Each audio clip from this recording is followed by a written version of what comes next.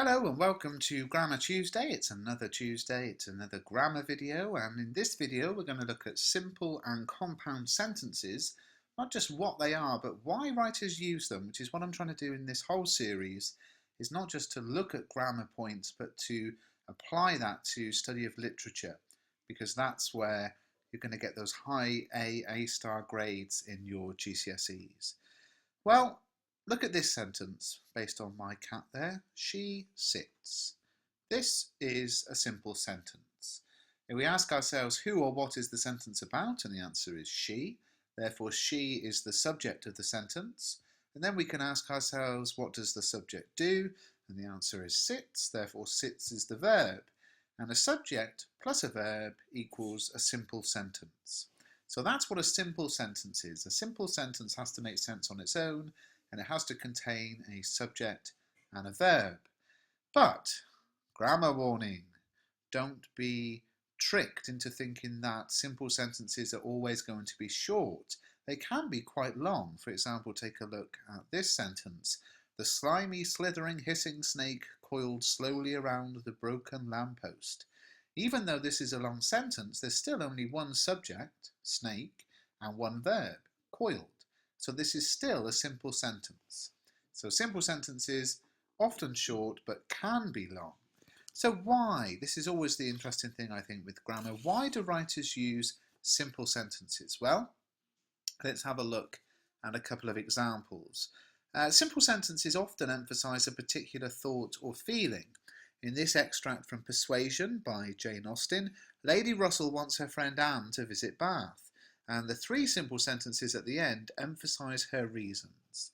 Anne had been too little from home, too little seen. Her spirits were not high, a larger society would improve them, she wanted her to be more known.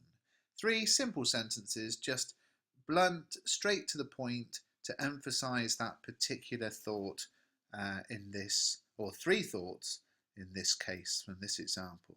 Let's have an example from Moby Dick.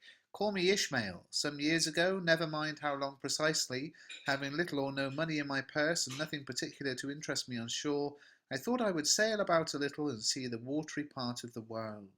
So a simple sentence can also hook a reader into a story by creating curiosity about what happens next.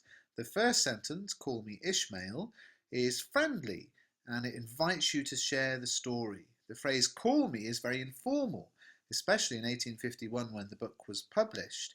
It implies a casual attitude, and this is developed when we read the second sentence and learn about his lifestyle as a drifter. So that's some of the reasons why writers might use simple sentences. Now sometimes you will see sentences with no verb. Are they simple sentences? So look at this on the board, on the screen, sorry. This is the kind of thing you quite often see in descriptive writing. I'm going home now, I'm going now home to bed. Well, the first sentence here, I'm going now, has a subject and a verb, so it's a simple sentence, but the next two sentences don't. When there's no verb, but you can understand the meaning of a sentence, it's called a fragment or a minor sentence. So the key thing here is, although it's just the word home, although it's just the words to bed, we understand from the first sentence, what is meant. You know, it's almost shortened. I'm going now, I'm going home, I'm going to bed. So because we can understand the meaning, it's still okay. We would call it a fragment or a minor sentence. It's often used short sentences for effect, to build tension, that kind of thing. So they're not, strictly speaking, they're not simple sentences. These last two clauses here, they're fragments or minor sentences. You'll often see them in writing. So compound sentences, well, these are very easy to make. You simply take two simple sentences, such as she played football well, her friends clapped, and you join them together. And that could become, she played football well, so her friends clapped. So it's basically, where you're at the stage in your writing where you've got a page of writing and all the sentences are really short and you want to extend them. One simple way of doing that is through compound sentences. The thing about compound sentences that makes them different to complex, which I'll get to in a future video, is that compound sentences are two simple sentences joined with one of only 7 conjunctions. And the conjunctions here on the screen, easy to remember with the phrase fanboys, not based on the film. For, meaning because, being a posh way of saying because. And, nor, but, or, yet, or so. So you take two simple sentences and you join them together with one of those conjunctions, and that becomes a compound sentence. Now there's usually a comma before the conjunction, but if the compound sentence is very short, you can choose to leave it out. And there are examples and tests of this fanboys section in the grammar ebook, which you can pick up for just £2.99 through following the links in the description. So why do writers use compound sentences? Well, it's quite interesting if you look at somebody like Shakespeare. Obviously, Shakespeare was a master of the English language. Compound sentences can showcase an author's ability to craft words.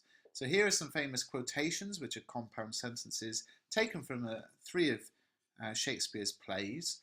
With the first 2 examples, his words play between the independent clause and his use of opposite ideas. So I wasted time, and now time doth waste me. There's this sort of opposition between the 2 ideas in the same sentence. And that's from Richard II. A fool thinks himself to be wise, but a wise man knows himself to be a fool. With the final example, Shakespeare shocks his audience by developing the idea in the first half of the sentence. Hell is empty and all the devils are here.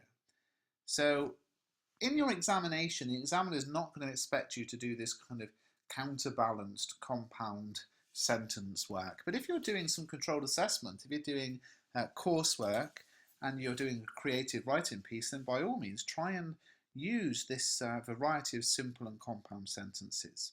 For more on grammar, please follow Kerry Lewis at Mrs_SPAG on Twitter. All she does is tweet really interesting things about grammar, and as I said before, Mr. Bruff's Guide to Grammar comes out on December the 1st, 2014. It was written in conjunction with Kerry Lewis, and it's an absolutely brilliant book that takes you through everything you're seeing in this video series, so please do pick up a copy, and you can also get it on Amazon. And thanks for watching. Please give the video a thumbs up and subscribe to the channel.